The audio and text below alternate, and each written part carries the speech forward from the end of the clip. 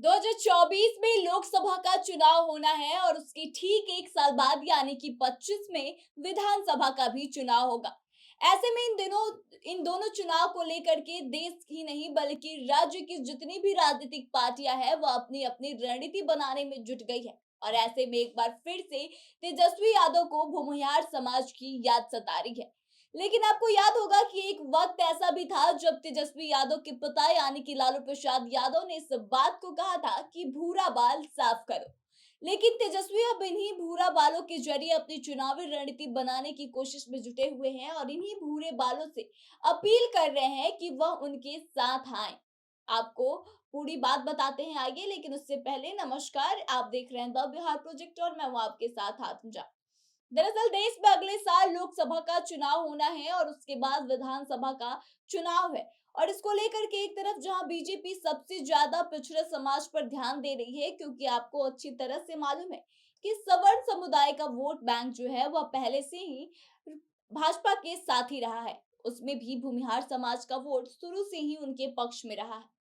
ऐसे में तेजस्वी यादव भी इस समाज के वोटरों को अब लुभाने की कवायद में जुट गए हैं, जिसके लिए तेजस्वी यादव इस समाज के नेता की जयंती समारोह में भाग ले रहे हैं।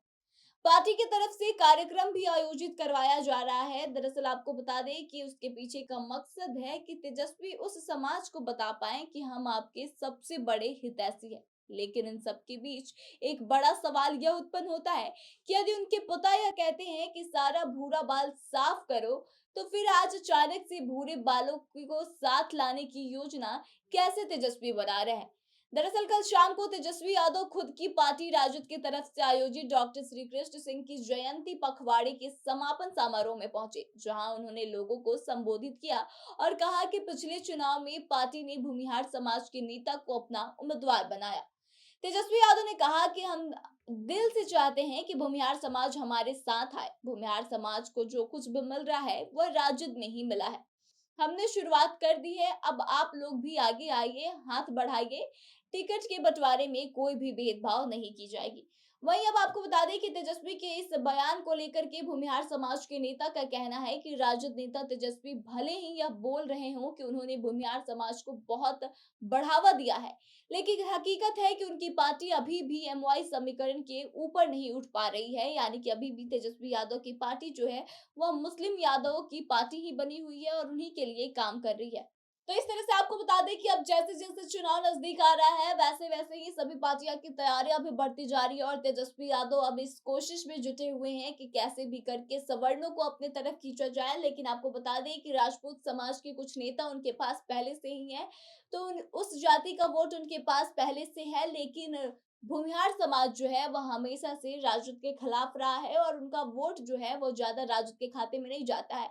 अब ऐसे में अपने पिता के द्वारा ही कही गई बातों से हट करके तेजस्वी यादव अब नई रणनीति बना रहे हैं और भूमिहार समाज को अपने खाते में, अपने पाले में लाने की कोशिश में जुटे हैं। लेकिन वहीं अभी भी भूमिहार समाज का ऐसा मानना है कि तेजस्वी यादव जैसा कह रहे हैं कि उन्होंने भूमिहारों के लिए बहुत कुछ किया है, ऐसा जमीनी स्तर पर और वाकई में कुछ नहीं किया गया है।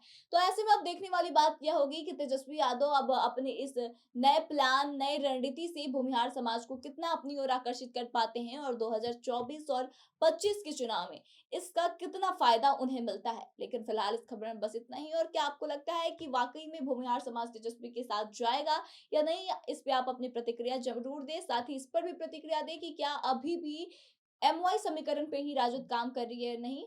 आगे की तमाम खबरों के लिए बने रहे हमारे साथ, देखते रहें द बिहार।